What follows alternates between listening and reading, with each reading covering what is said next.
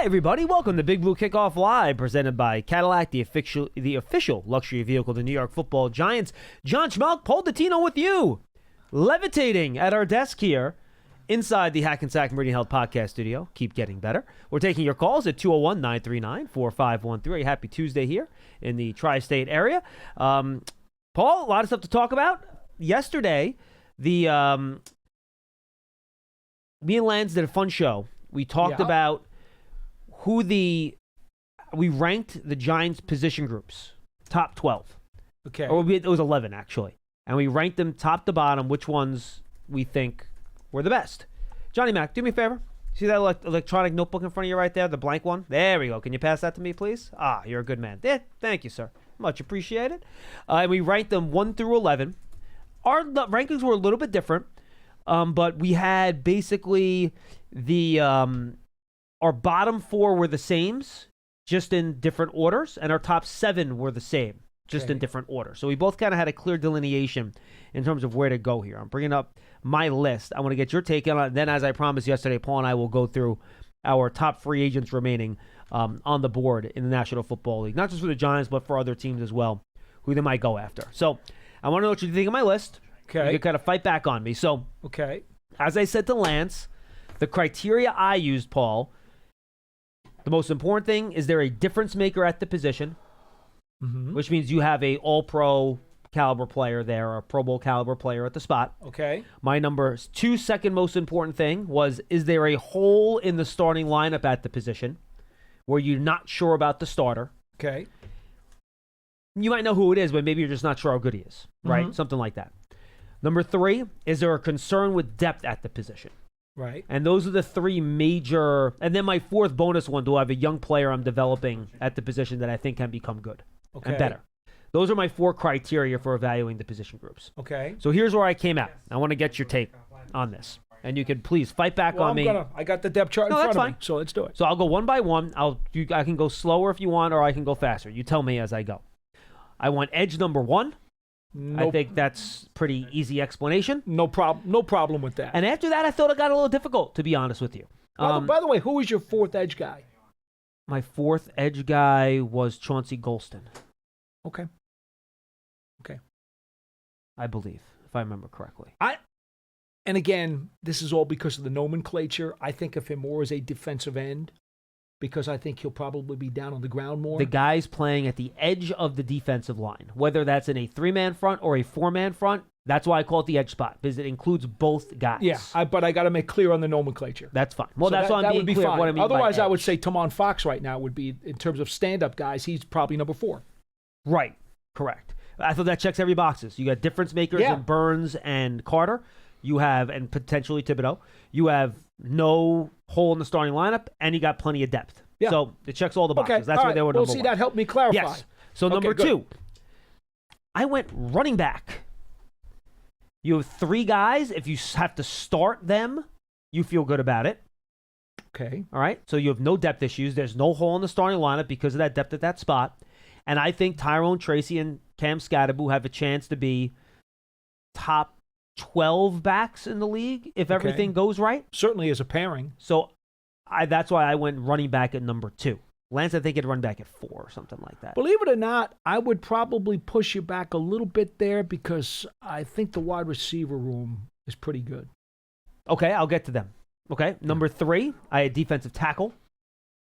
No problem with that. Because you have Dexter Lawrence, Darius Alexander, Roy Robertson Harris, Ledbetter, Nacho. So you got plenty of depth. I could see them being 3. Yeah, I could see that. The problem with that is that, do we know who the second starter is in a 4-man front? And I also include Chauncey Golston here because he's going to be a pass-rushing defensive tackle. So I include him kind of just in the mix. Even though he's not a defensive tackle, he is going to play that spot in pass-rushing situations. So that's why I had him included here. I get the impression that Alexander is going to make a push for some starting reps. I get that impression. I think they would love to see that. Sure, 100%. So I'll go with that as 3. I think that's a good 3. Okay. 4, I had safety, because I think Javon Holland has a chance to be a difference maker. Mm-hmm. I think Tyler Nubin is, a young player that's ascending, which I like in that spot. I think he has a chance to be a difference maker. There are no holes in the starting lineups. I feel good about both guys. What knocks them down to 4 for me is that I don't know about the depth. You have Dane Belton, who has not had played extended minutes as a starter, but I think you feel okay with him as a backup. But after that, it gets dicey. So no doubt.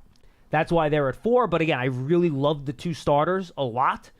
So that's why I decided to put them at number 4. So you went top heavy, and that's why you're putting them at 4. Correct.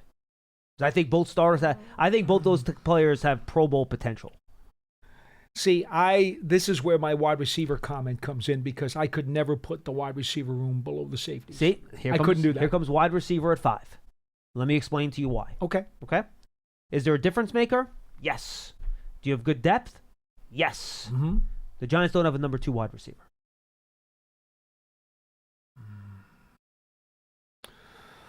Darius Slayton, even on his current contract, which was a nice one that he got, that is not a number 2 wide receiver contract. That is a number 3 wide receiver contract. Wanda Robinson I love Wandell. He has not shown that he's an NFL number 2 yet. He hasn't had that type of production. So that's why I have them at 5, because I consider that, while it's not a hole, you'll be hard-pressed to go around the league, Paul. And the Cowboys are actually one of the teams in the division to find a team that has a worse second wide receiver than the Giants do. Okay. My criteria, though, is going to go back to what you said at the beginning of the show when you mentioned Pro Bowl level player, Neighbors, obviously, right? Starting, no holes in the starting lineup. I don't see holes there. It's not a hole, but it's not a hole. I'm going to stick to that criteria and say it's not a hole.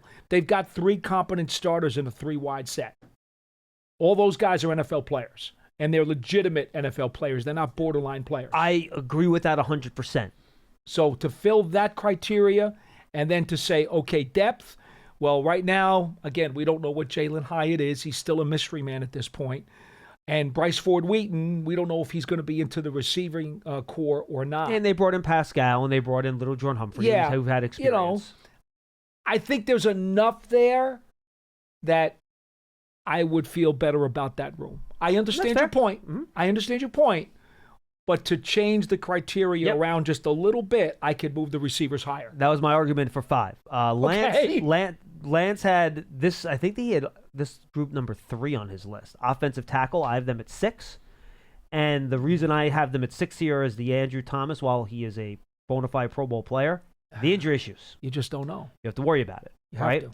I'll throw in the fact that Jermaine Illuminor, last year of his contract, that's a factor too here moving forward in terms of need. But again, that is not something that weighted down for me. And then James Hudson, someone they brought in, they like him as a swing tackle. Cleveland did let him walk when they've had need for a swing tackle there for a while with all the injuries he's had to their guys. So that's why I tackle at 6. Andrew Thomas's just presence elevates that group, but the injuries is what did not allow me to elevate it even more. Yeah. Because of Andrew Thomas being who he is and having made an all-NFL team, even though it was second team. And that's why they're 6. I will agree with that only because of Thomas's accolades. Because the durability factor, if you wanted to weigh that a little more heavily, I could drop them down further than 6. Okay, number 7. But I'll allow you to get the 6 because of the awards to Thomas. Number 7, I have quarterback. Okay. You don't have a hole there. Russell Wilson and Jameis Winston. Russell Wilson specifically, could be a competent NFL starter. You have a young guy in the room developing in Jackson Dart. You feel good about that. But is there a difference maker in the room? Right now, you don't know that. That's why my problem with what you did at 6, I would have thought about the quarterbacks at 6 and moved the tackles behind them. Okay. Except Thomas is an all-pro, legit and all-pro guy. That's why I put so tackle I'm giving ahead. you that one. Correct. I'm leaning again. I tend to lean top-heavy on these things, which is why. As I hesitated on it, I was thinking to myself, the quarterback better be next because I think those are interchangeable. All right, now these are the bottom 4, and I had trouble stacking these. Okay. Right? Number 8, and Lance had these at 10. I have them at 8. Guard center, where you have a lot of bodies there, but you don't have it. You don't have a difference maker. No. You're not sure about right guard. I want to call it a hole, though, because Greg Van Roten did a nice job there last year. And that's exactly what I would respond to you. It's not a hole. But I would have called it a hole. No, it's not 100%. A hole. And the depth's okay. It's okay, but we don't know what Evan Neal can do there yet. I think we feel good about that. Aaron Stinney, we've seen him play there, but he's a journeyman. He's been around the league. He's a hold now. the fort guy. Correct. And I'm including center in this too. Mm-hmm. John Michael Schmitz, Up and down. up and down. So that's why I have them at number 8. And I think that's fair. Number 9, Lance had this group a little bit higher. I have cornerback at 9. You feel good about Paulson Adebo. You feel good about Drew Phillips. You know Tay Banks is is your second starter, but like John Michael Schmitz, up and down, right? Up and down. You don't know what you're going to get out of there. And then really your only backup at that position that you feel good about putting in is Cordell Flott. You have Trey Hawkins, but he hasn't really been able to stick when he's been given a chance. So you got 4 guys, one of which you're not sure about, and a guy in Flott that you've had some injuries at that spot. So that's why I have corner at number 9. Okay. Now, this is where the criteria really becomes a huge factor for me. There's no doubt about Adebo's talent and skills. He's also coming off an injury. Right, and there's also there's no difference maker in this group either right now. Right. Phillips is coming off an injury. At the end of last season, he was hurt. His shoulder was banged up pretty bad. Banks has been inconsistent. Flott has been up and down with injuries his entire time since he's been with the Giants. You put all those things together, you have to drop them to this spot. Yeah. Now, if you want to assume those guys can all stay on the field, you could easily jump this spot at least 3 spots. I could. I'm more concerned with Tay Banks playing to his ability level. He's been inconsistent. He had a really rough sophomore season. There's no question about that. But if those 4 guys, I'm going to use that as a foursome. If those 4 guys, let's include Flott in this equation. If those 4 guys are all healthy enough to give you at least 15 games apiece, and they play to their capabilities, that unit's got to jump at least 2 or 3 spots. Yep, I agree with that. Okay, so we're on the same page. But right now there are a lot of questions there still. There have to be. Okay. Show me somebody in that group that's going to give me 17 games right now. I can't. Well, I agree with you. You don't have to sell me on it. All right. Anyway. Position group number 10. I went tight end. Mm-hmm. You don't have a difference maker. You feel okay about Theo Johnson as your starter, but injury. He's only coming off his first year, and he's coming off an injury. Daniel Bellinger has not been able to stick in the starting lineup as much as we both like him. Mm-hmm. You know, Thomas Fidoni's a rookie. Chris Marienhurst is a solid blocker, but no difference maker. You think you feel good about the starter, but you're not positive about it. And the depth, I think the depth is actually pretty solid there, to be honest with you. But again, you just don't have that proven high level of play at that spot, which is why I have that at number 10. Well, and in today's NFL, there are so many teams that have a significant player in that tight end room. Correct. Right. It does tend to weigh it down a little bit when you don't have a quote star level player there. You know, so I would not argue against where you put the tight ends. I would hope that Theo Johnson can be a star level player. I'm not even talking Pro Bowl. I'm just talking upper half of the league. Yeah. I would hope he can be a good starter. I think he has it inside of him.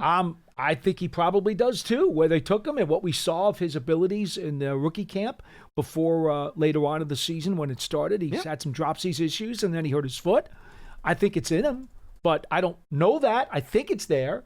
And until he does that, you have to keep that unit down. All right, and finally, inside linebacker, off-ball linebacker is last. You have Volkerke, who had a down year last year. Yeah. Coming off an injury, back. Micah McFadden had a good year, heading into the last year of his rookie contract. Mm-hmm. Then behind them, Darius Musow was a late day 3 pick last year. Played well when he had the chance last year. But, he showed some things, but and then you got a bunch of special teamers, Deontay Johnson and a bunch of veterans, Chris Board, Finnegan, Foles, all these.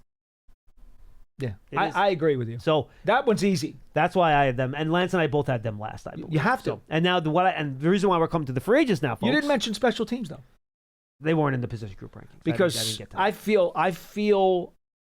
I feel really good. I think Jamie Gillen actually had a very strong year. Well, Graham Gano's health is your question there. Gano's health because Smith Marset is back to return kicks again, and I like him. Yeah, me too. So I think the special teams are good. The coverage units too. I think Ford Wheaton is a really good gunner too.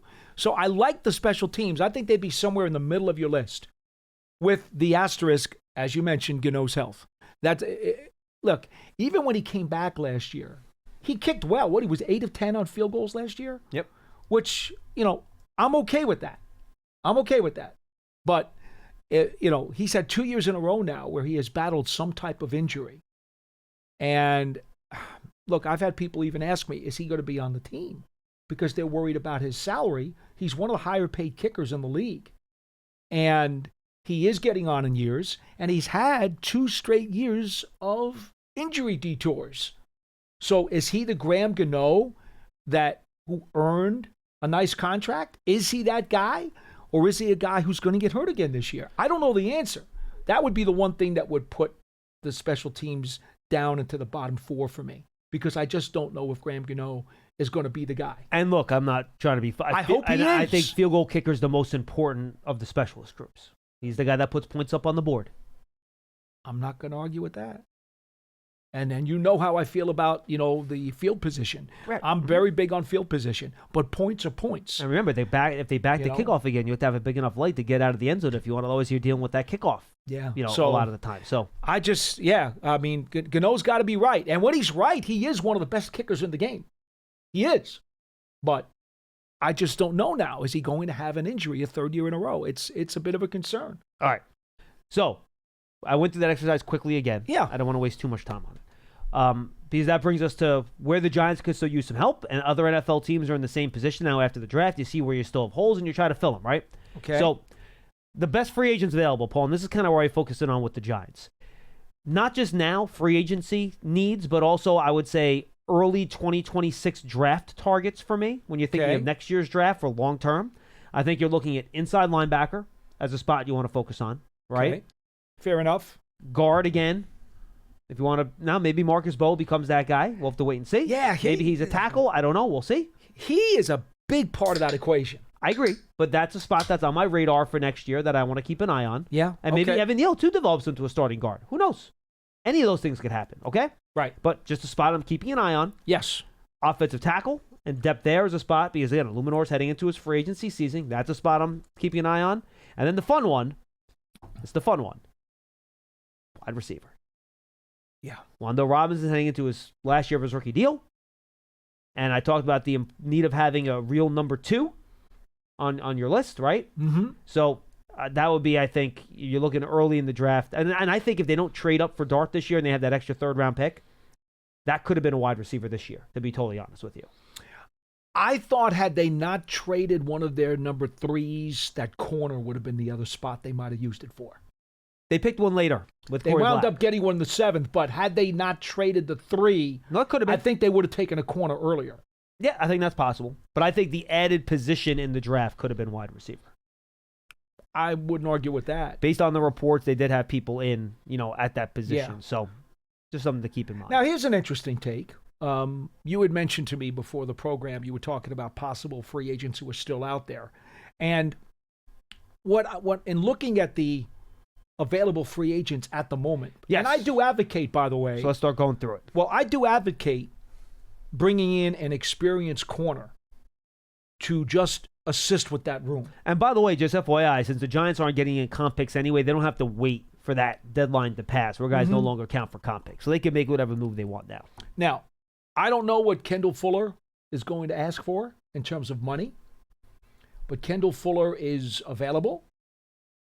He's played in this division before, and, he's been around quite a long time. I mean, he's just turned 30.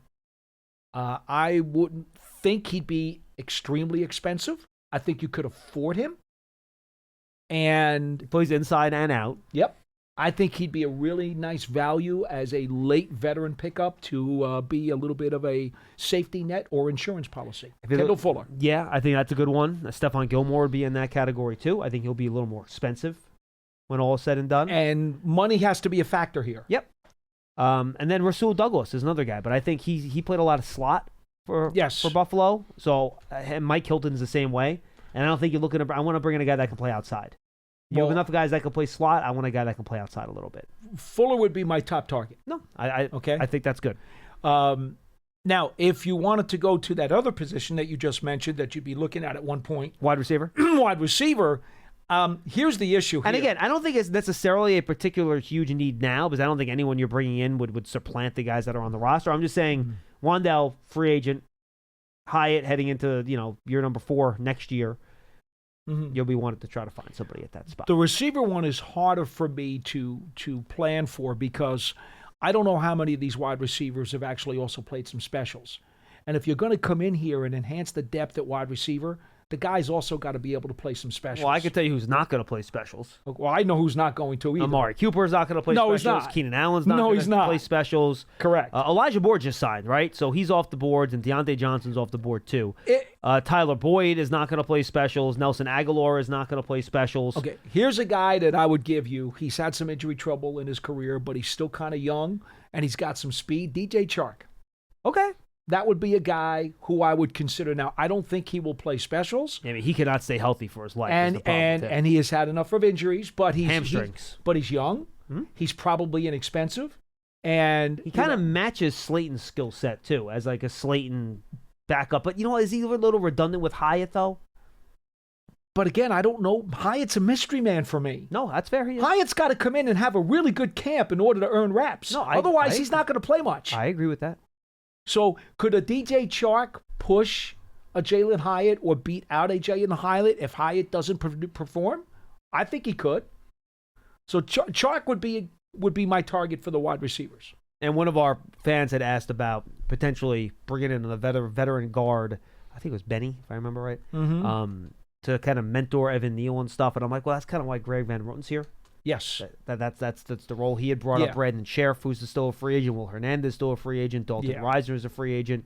Those are the major guards that are still out there. So if you're looking for a veteran guard, there are still some guys on the market that I think can help you, generally speaking. Now, here's the beauty of Greg Van Roten. But I don't think the Giants would need to add in those guys. I think they're not enough of an upgrade over what they already have in the room where you would want to make a move like that. I concur. And the other factor here for me is that we know Van Roten can also play some center. Right. So he can back up. He can be the number 2 center if you wanted. Yep. And if you have too many guards and there's a glut, okay, fine. Greg, you be the backup center because we know you can do that, and that'd be a way to save a spot. As always, there are veteran safeties available, which always seems to be the case at this time, Paul. Yeah. Justin Simmons, Julian Blackmon, Quandre Diggs, Von Bell, those guys are all available if you're looking for a veteran safety. I don't think the Giants are, but I just wanted to throw those names out there as guys that are available at that particular spot. Elsewhere, I mean, it's kind of slim pickings, Paul. J.K. Dobbins had that free agency tag put on him by the Chargers for a chance to go back there. I'm not sure that's a great spot for him necessarily because, they just drafted Omari and Hampton and they have Najee Harris on the roster already, so I don't think there's going to be a lot of room there for another running back. There's a couple edge rushers. A running back, Nick Chubb, is still around if you want to kind of think he still has anything left in the tank after his numerous knee injuries. That's someone that you can kind of talk about. Again, I don't think the Giants have a need here, but you do have, Matthew Judon, Dennis Gardeck, Tyus Bowser, Carl Lawson. There are some edge players out there, Preston Smith. That can give you a little bit something off the edge. You always kind of have those like late in the midsummer, late spring, like just complete mercenary pass rushers that are out there that people bring in to kind of help at that spot. But those would be a couple guys that I think are interesting that are still available on the free agency list. And then, talking about inside linebackers, Eric Kendricks. I don't know how much he has left, Paul, after spending last year. Probably not. Probably not. Kaiser White's a pretty good player. He was with the Cardinals last year. I think he's a guy that would be useful on early downs to a team. He's a good run stuffer, so that's something I think you kind of keep an eye on there. And then Devondre Campbell, but there's not a whole lot out there at this point, Paul. The bone's been picked pretty clean when it comes to that. When it comes to the free agency group. Looking at this list, Jordan Whitehead is still not signed by the Bucs, the former Jets safety, which, like I said, there's always veteran safeties around at this time. Yeah, and to be honest, I think the Jets were pretty happy with him during his time here, and then he signed a free agent deal with Tampa, and he's only 28 years old. Now, I'm not saying that I would go after him, but I think there's some team that's probably going to get a late summer add-on with Jordan Whitehead, and it wouldn't surprise me if he winds up starting for somebody. So I think there's a couple other guys that we mentioned that I think could help teams out there. Maybe not necessarily the Giants, but I think I could see Amari Cooper going back to Dallas. That would not shock me. They need a number 2 wide receiver. Absolutely, they could. If that's something that would make sense. C.J. Mosley, the linebacker, who's had a lot of injuries, but when he's on the field, he's still a really good football player. Yeah. I could see a team that needs an inside linebacker looking for him. And then, of course, you have the Aaron Rodgers saga. We're not going to get into that with Pittsburgh. I think he'll wind up there eventually. I think he just doesn't want to go to the spring workouts and then have the whole thing where he misses mandatory minicamp to go to Egypt or whatever he wants to do. So those are the guys that jump out to me, Paul. If there's anyone else that you think is worth mentioning before we get to the calls. No, to be honest, I'm ripping through right now. Asante Samuel Jr. is still out there, believe it or not. At only 26 years old, John. I think people have some injury concerns with him. Oh, I'm sure they do. Yeah. I'm sure they do. But at 26 years old, I know he's been banged up, but I would have rolled it. I liked him early in free agency, so I'd more than be happy to roll the dice on him. When he came out of school, I think both of us were very high on him. I had a second-round grade on him for sure. But, is it possible that at 26 he's already on the scrap heap? I hope not. I don't. Yeah, I think hopefully he'll find a good spot where he can get some playing time. Johnny Mac, let's get to the calls. Let's go to line 3 first. Let's go to Malachi in Florida. Malachi, what's going on? Hello. This is the first time I called in, and you guys are really cool. Thank you. And my big question for you guys is, when it comes to those preseason games, what's something fans should be looking at that should be promising, and how do you think those preseason games can translate to those first 5 games, where I feel like sometimes when we have shaky starts, you're like, hey, those first 5 games don't always showcase the best of any team in particular. So what's something fans can look forward to in the preseason game and those first 5 real games? Malachi, great question. Take our answer off the air. We appreciate it. Good stuff. And thank you for calling in. Don't be a stranger. I don't take much out of preseason games when it comes to team performance. I don't think they mean much of anything. Paul's going to have the counter to that in a moment as he gets on a soapbox about the preseason and the regular season. Preseason's all about player development to me. You're looking for how individual players do in their matchups, especially when they're matched up against other players that you know that are good. Don't go nuts about, if Jackson Dart starts the Giants' third and final preseason game and he's going up against a bunch of third stringers that are running basic defenses and he goes crazy, relax. He's going against basic defenses and he's going up against third stringers that are not going to be in the NFL in 2025. Can I refer something to you right here? Kyle Lauletta in New England, preseason game, 2-minute drive, leads the Giants to a game-winning touchdown on the final play of the game. See, I don't remember any of that because I just didn't care about it. Okay. So that's why it doesn't even compute in my memory. And it's a terrific game-winning drive, and the following day he gets cut. So don't put too much into that. Yes. So, but look, there are some things like if you're an offensive lineman and you block, right? If you're a pass rusher and you win, getting to the quarterback, you win. If you're a defensive back, you can make plays on the football and show you can, play the ball in the air. That translates no matter who's on the field. So those are the things you look at. You look at individual players and individual matchups with individual development, and that's the important thing for me for preseason. I know Paul makes a big deal about playing the starters more. If a guy gets 15 more snaps or 20 more snaps in a preseason game over the course of 3 games, does that really help you the first 5 weeks of the regular season? I don't know. I think how you practice and the physicality in which you practice day in, day out probably has more of an impact on that. But then again, we see a team like last year, 2 of the most physical training camps, Paul, every year are the Chiefs and the Steelers. Andy Reid and Mike Tomlin run some of the most physical practices you'll ever see. Habitual playoff teams. Yeah, but both those teams started slow last year. They did. So there just isn't, to me, much of a connection. But now Paul will give the other side of that argument. Well, it's a strawberry, vanilla, or chocolate ice cream thing. There's no right or wrong answer to this. I happen to prefer to see the starters get a little more work, especially units that haven't been together and have had to be retooled. And I do think that's a big deal for me. And I think there's value, especially for the 2 groups that I think are most important, Paul. Offensive line and the secondary. Those are without question. 100% right. Without question.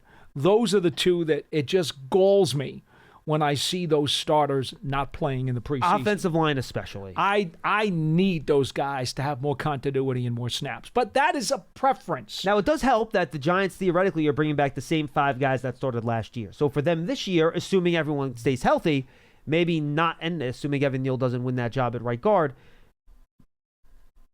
it's going to be the same group as last year. So could not be quite as essential. Yeah, could be. So that's a preference. Again, that's not a yes or no, right or wrong. It's a preference. So I don't want to get caught up in what's the right way to do it. I just prefer it. All right. The other thing I would say is this. the Giants have not been a good September team for quite a long time. I know that I think Lance likes to quote the number, their one-loss record in September as being so difficult. Yeah, but rough. is that because they don't play well in September? Now- Just because they just don't play well, period? Well, Which has unfortunately been the case for the last 10 years, right? Where they have not just won a lot of games. I think part of that, for me, is the continuity. Part of it is the schedule also seems to break very poorly for them in September. A lot of these years, they have had very difficult opponents Well, in the first month. And the reason I've given the reason for that, Paul, and you know this, and I know I'm just trying to explain it to the fans. If you don't think a team's going to be very good in a given season, but they're a big market, you want to get them on national TV at least a few times a year. I know. You put them on early. And when you play national TV games, Paul, what type of teams do you face? You face the marquee names. You faced a really good team. So That's if you're right. a bad team or a team that hasn't had a good record in a big market like the Giants, you're going to get primetime games earlier in the year, and they're going to be against the best teams in the league. That's just the way the schedule makers think. And if I was making the schedule, I would do it the same exact way. And quite honestly, caller, just circle May 14th on your calendar because that's the day of the schedule release. And every year, I go through the same exercise, the positives and the negatives, the logistics and so forth of what the schedule means and the matchups that the Giants are going to have to face. And I say, minimum, give me 2-2. I say that every September.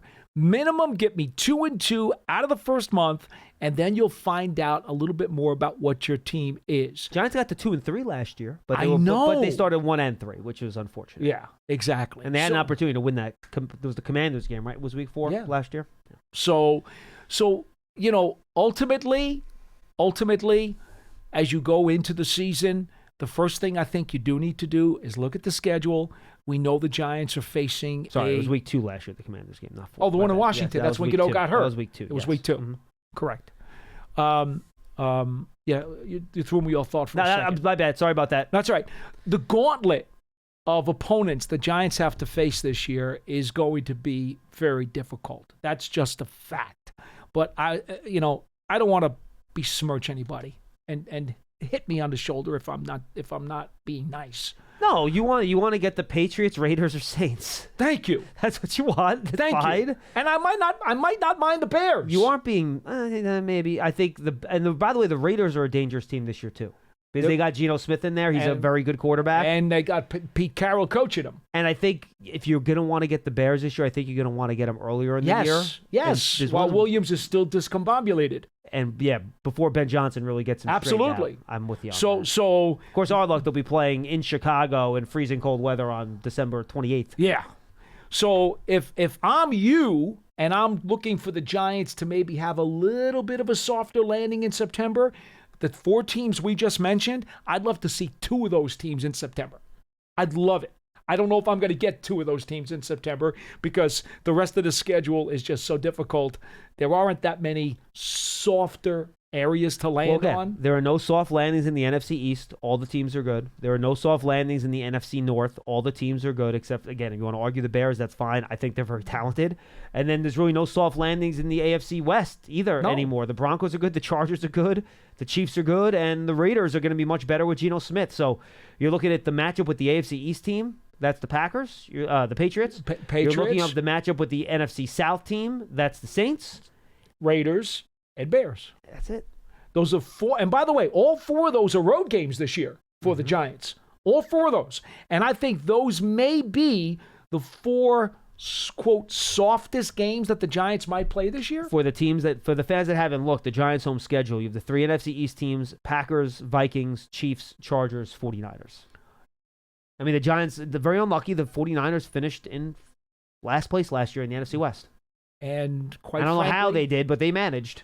Is there anybody today, right now, would pencil in the Giants as a favorite on any one of those games? No. Probably not. I'm just being fair. All right, let's go to Jeremy in New Jersey. He's up next. Hi, Jeremy. How are you? How you doing? We're good, man. What do you got? Yeah, I do believe that we are making strides in Hey, Jeremy, do me a favor. Your phone's cut out. Why don't you try to get off a speaker for? Okay, That's all right. Jeremy, call back. We'll try to get you back on. Your phone was cutting out there. Right. And get off speaker when you call back, Jeremy, and we will get you right up. But we literally could not hear you. All right, let's go to, I'll bring him up here, Johnny Mac. Let's go to Phil in North Carolina. He's up next. Hey, Phil. Hey guys, how you doing? What's going on? Thanks for taking my call. So I usually talk about the draft and stuff, and last time it's been a while, but talking about this concept I have, like positional risk, and it's like when you can gamble more on a position through the draft, but I think it also extends to free agency too. So how I'm weaving this in is that I think, we're going to need, I think, somebody as a number 2. I definitely agree with you, John, because our tight end group is so weak. So, I'm going to equate like the wide receiver 2 and the tight end as a similar function, like moving the chains or ball control through the passing game. So, with that said, who out there would be someone we could afford that could give us a lift in that area? Because I think if we want to really compete, we're going to need to either do the tight end or the wide receiver too. Phil, I don't know if there's a name out there that's obvious. Not for the money. I mean, how much do you think Amari Cooper and Keenan Allen are going to get paid? I don't know, but I don't think they're coming in for the veteran minimum. No. And by the way, the other thing, too, and we should have brought this up, if like the NFLPA website and websites like that are to be believed, the Giants right now are really up against it in terms of the cap, in which case they probably have to restructure guys just to sign their draft picks. Mm-hmm. So that's something just to keep an eye on. In fact, you might have to see something this week before because they got to sign the UDFA guys at rookie minicamp. So correct. We'll see how that goes. But, yeah, Phil, I don't know if there's an easy answer.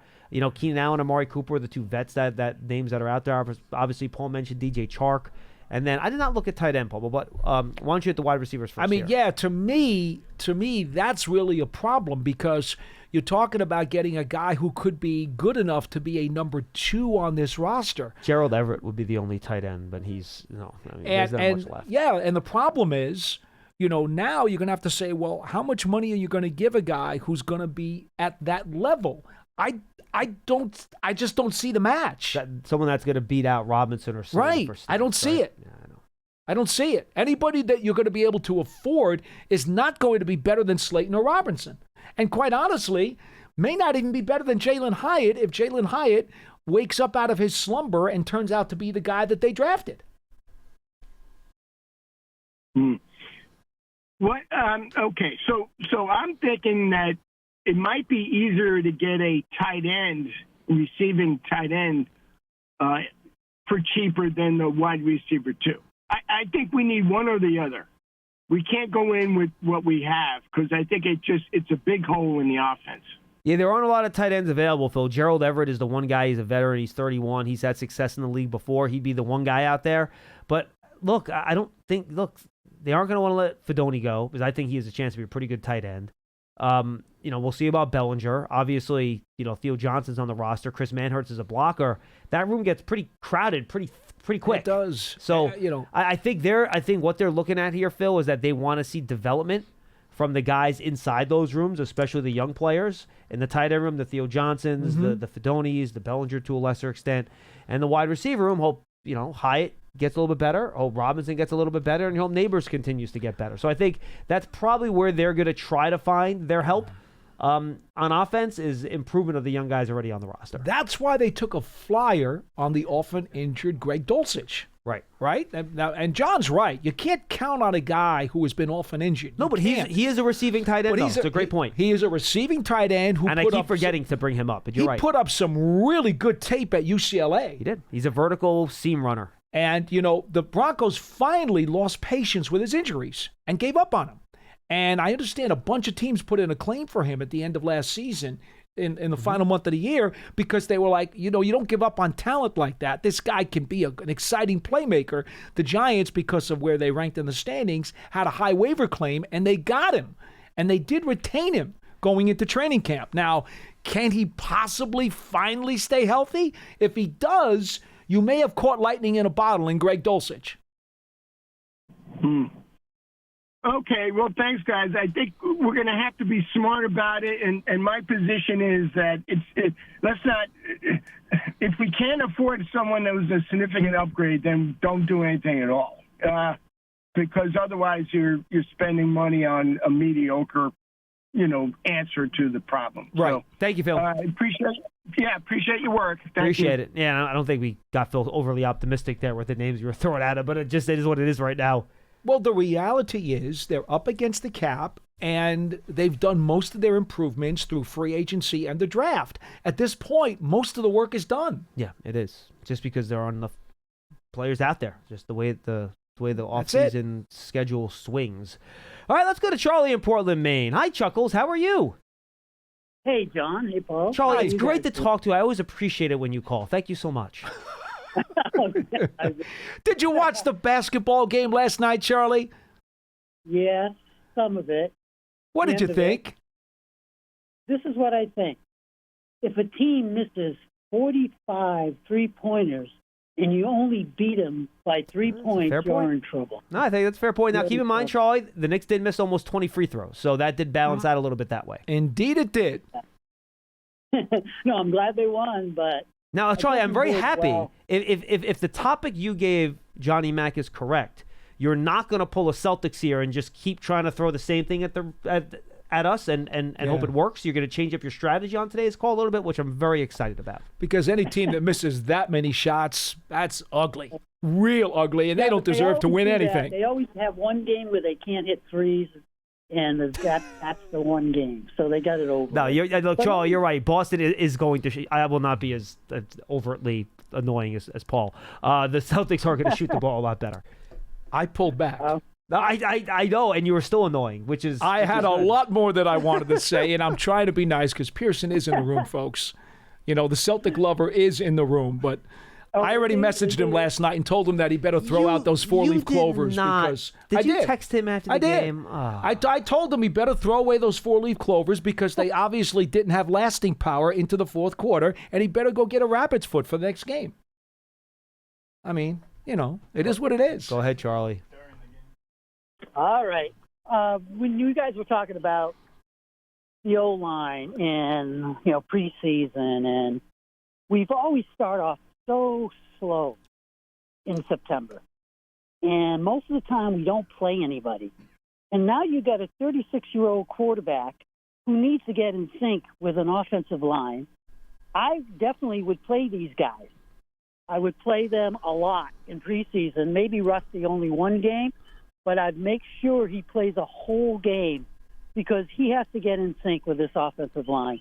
And these guys need the reps because, look, Shane didn't do much to improve the offensive line. He basically brought everybody back. I think it still isn't fixed. And if Thomas goes down, I tell you one thing, Hudson's not going to be your left tackle. They're going to move Illuminor to left tackle and put him at right because they know this guy isn't really a swing tackle. Well, look, Charlie, Hudson has played both. He has played in both spots, so that would not shock me if he ends up playing a little bit of left. Could they move Illuminor instead? I think that's very possible too. But Joe Shane has spoken pretty highly of Hudson, so I think they would like to avoid moving Illuminor if they had to. But you're right. I think it's possible that they would move Illuminor to the left side and have Hudson play right. But Hudson has done both, so he certainly is capable of playing the left side. And that's a good question, Paul. If, let's say, Andrew Thomas, you have to take him out of the game for a quarter in week one. He has to go run use the bathroom. All right, he has to be out for a series. Okay. All right. Okay. Or like his wife's giving birth and he has to miss the game. All right. I'm not going to put an injury into the. I'd rather you avoid the injury. I'm not. That's what I'm saying. Let's say he has to miss the game because of the birth of a child. Okay. Yes. Okay. I have no idea if his wife's pregnant or not, but sure, why not? They did just get married. Do you think Hudson plays left tackle and Illuminor right tackle, or do you think they move Illuminor to the left side? I think Illuminor flops to left. Interesting. See, I think they would put Hudson to the left side. Maybe for one game until he screws up, but his PFF was not very good. Yeah, I think really in game, I think Illuminor would flop. If it was No, out a full of game. A full game. If they had 2 or 3 days to prep for it, I think Hudson probably would get the first shot. And they would leave Illuminor at right tackle. Yes, but again, are we talking game day change? No, or I'm talking. We're talking Wednesday No, change. you find out on Wednesday leading into the game that you need a starting left tackle. Yeah, Is it Hudson or is it Illuminor? I think they probably give Hudson a chance. Now, just to go through the numbers, Charlie, so we all have them and we have. By the way, accurately. Charlie, your insistence upon playing the offensive lineman a lot in the preseason games really warms my heart. I just want to let you know. Now, last year, Hudson Charlie played 210 snaps at left tackle, just 15 at right tackle. But the 3 years before that, he played many more snaps at right tackle. He played, I'll do quick math here, that's 750, 850. He played about 1,100 snaps at right tackle versus only 70 so at left tackle. So he has played more right than left, though last year he played left tackle for over 200 snaps. How many sacks did he give up last year? It was more than you want. I would Pro Football Focus, actually, believe it or not, last year in 2024, Pro Football Focus had him giving up 0 sacks, but he did give up 17 pressures. Okay. All right. And according to them, he gave up 5 sacks the previous year in 369 snaps, which is not that bad of a number. Right. No, that's not too bad. But I only watched a couple of Cleveland games, and he was playing, and because Willis was out or somebody was out. Yeah. It was Wills and Conklin have both been out a lot the last few years, Charlie. So he's actually gotten a lot of experience. Mm-hmm. Right.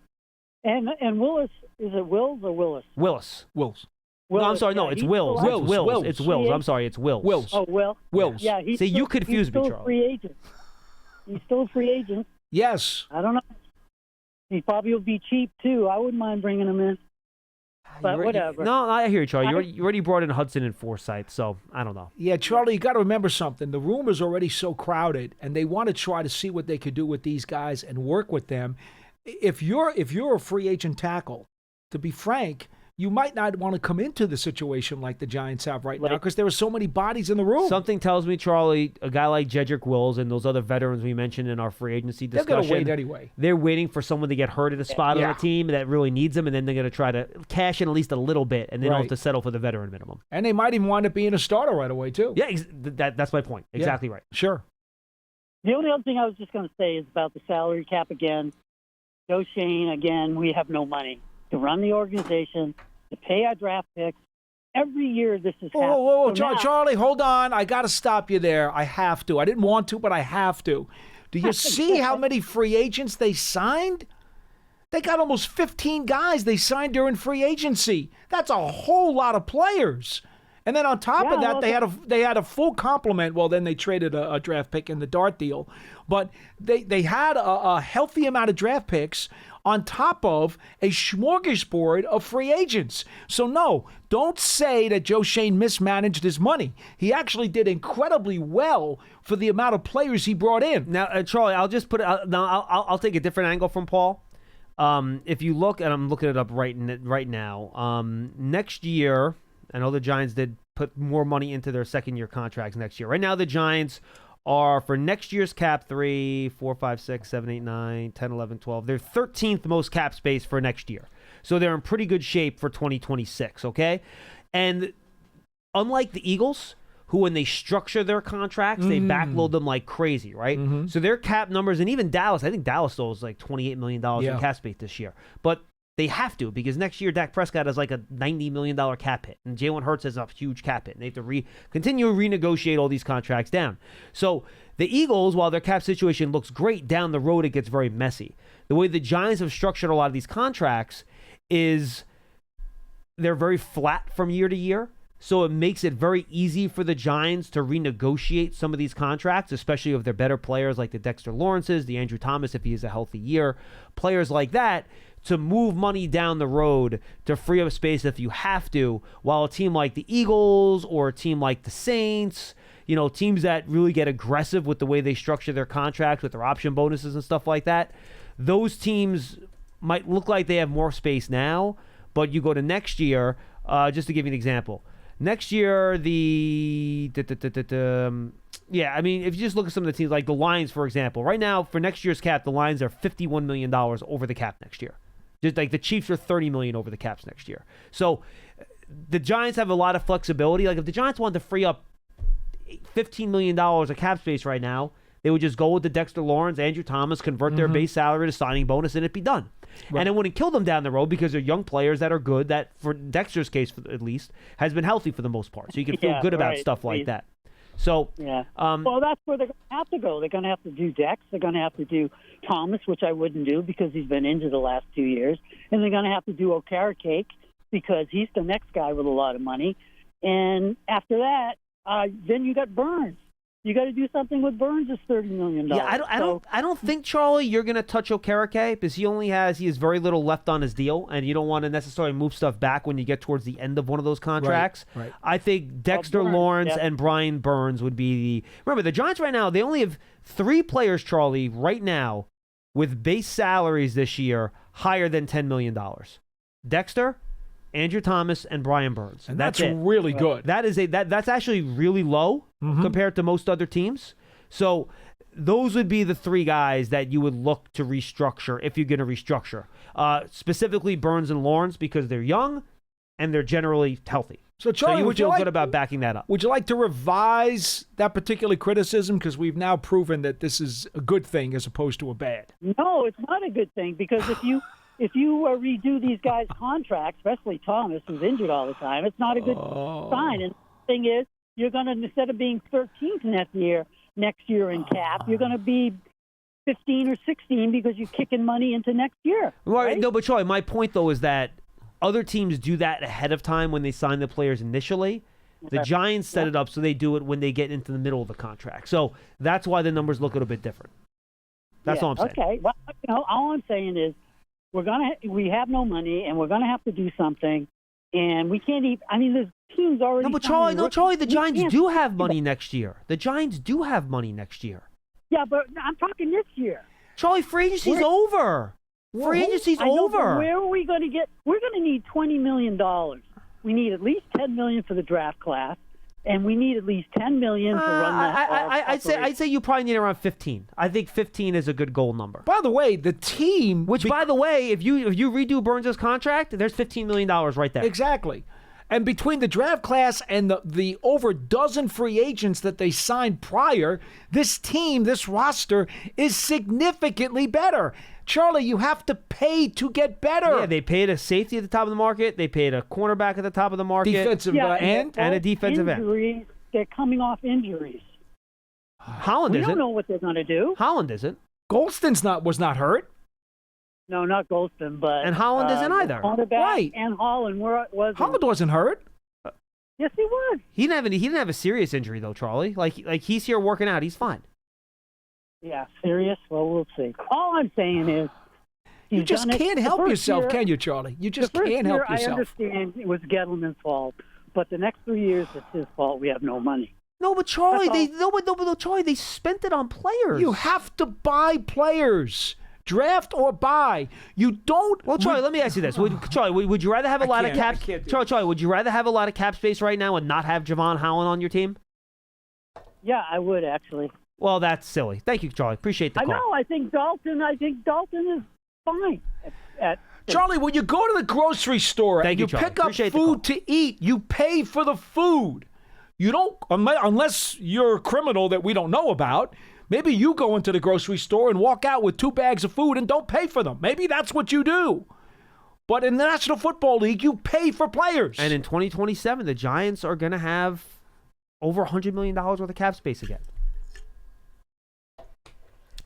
He can't help himself. So he just can't help himself. They're in fine shape. They're okay. And remember, the only reason they were able to sign all those guys this year is because they put a lot of the money into next year.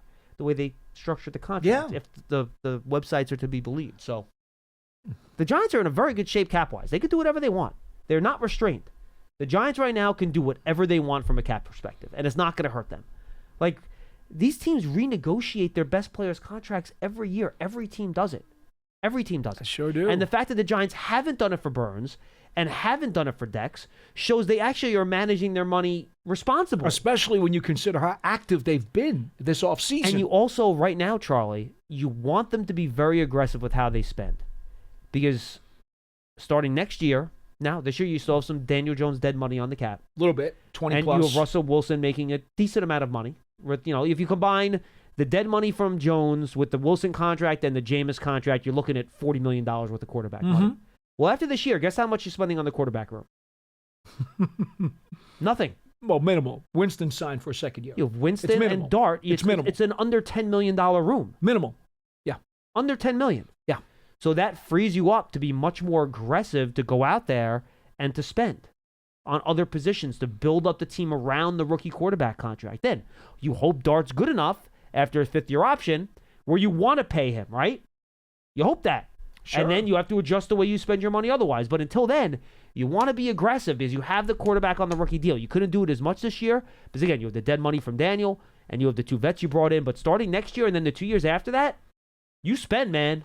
You take advantage of that rookie quarterback window as best as you can. That's the idea. Again, I'm not saying you spend on like 35-year-olds. You spend on young, like guys like Adebo, guys like Holland who are in their prime. Well, that's what the Eagles did. When the Eagles had Hurts on that cheap contract, they went out and got some expensive players. His contract's so crazy, they're still not paying Jalen Hurts. I know.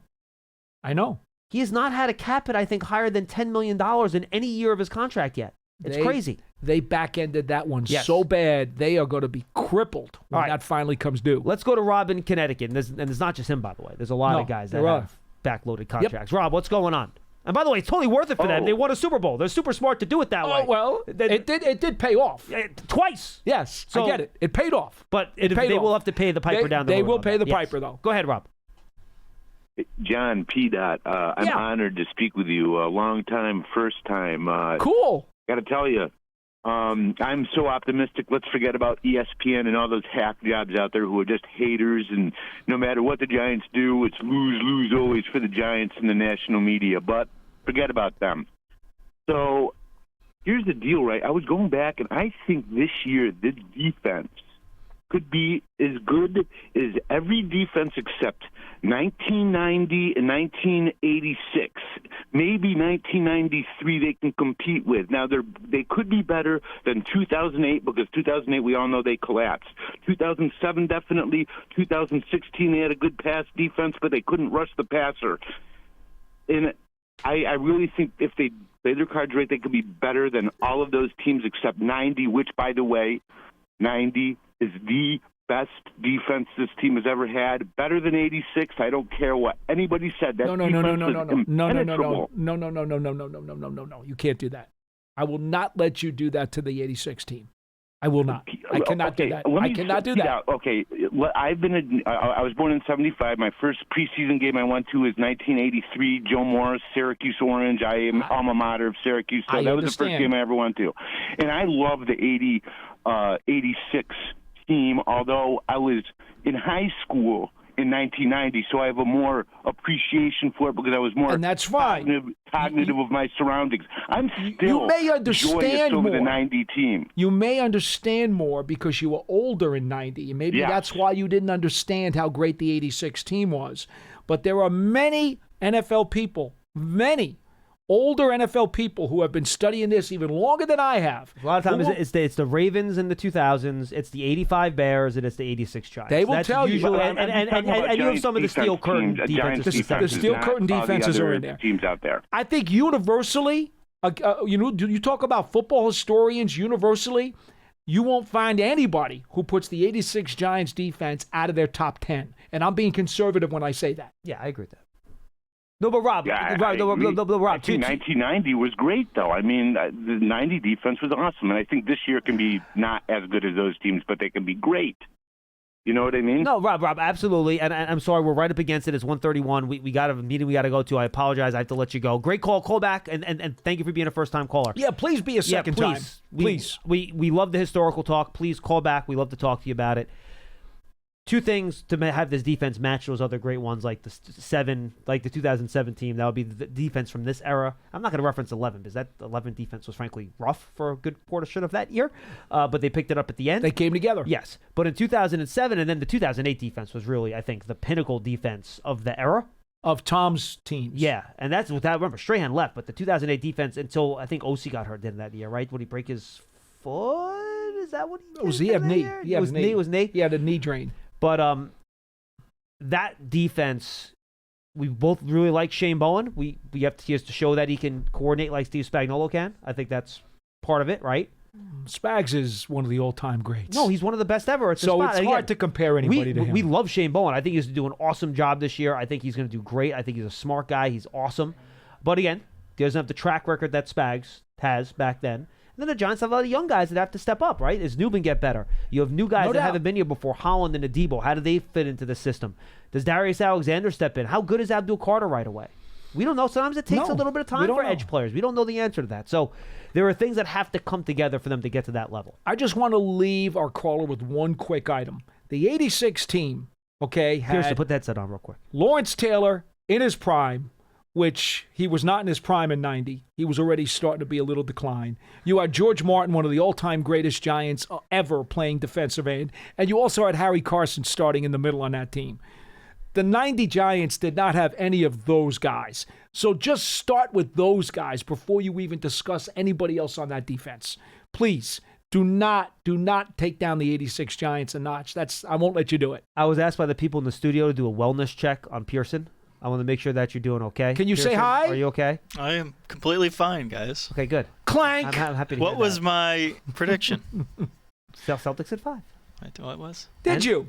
But I did say it was not going to be the first game. Yes, correct. And my prediction was also Celtics at 5. I'm not going to lie. So we'll see. And it still could be Celtics at 5. It still could be. That is true. Paul hated our strategy of fouling Mitchell Robinson. He said it's he said it wasn't in the spirit of the game. It's not. I said, well, take him out then. It's smart. It's perfectly legal. I said, take him out. It is a little soft. Well, take him out then. No, and they did. They had to put pressure to Chewin, which did not go well. No, it did not. It did not go well. And I think the more important thing is that Anthony Towns does not get into foul trouble. That would be that would be much more part of it, important. yes. I just hope that the officials are a little bit more consistent the rest of the way, because I think that they were rather erratic last night, especially in Boston's favor late in the game. You kind of said that in the past series, too. Yeah, well. Does that happen every series to the Knicks? Look, I'll tell you what, if they want to make it a wrestling match, P.J. Tucker can come off the bench and maybe deliver some blows. I wouldn't mind seeing that either. Paul's trying to take people out. All right, we got to go. All right, I'm not going to be on with Pearson again until before Game 2, but I have a bad feeling the Celtics are going to beat the Knicks by like 35 in Game 2. I think that could go very poorly, but we'll see. I hope I'm wrong. Hopefully the Knicks continue to play a good day, and I think Tom Thibodeau had a really, really good great game he had last. Totally outcoached the pants off the Celtics last night. I'll just leave it to the fact that I thought Coach Thibodeau toasted a really good game. He coached a great game. Paul always has to bring it back to killing the opponent because and then when you show up on Tuesday, Pearson's gonna have like a big green Gatorade thing to douse you in. I didn't. Wednesday night the next game is, right? Yeah. So I said what did I say? Wednesday morning? Oh, Thursday morning. Sorry. Yes, Thursday morning.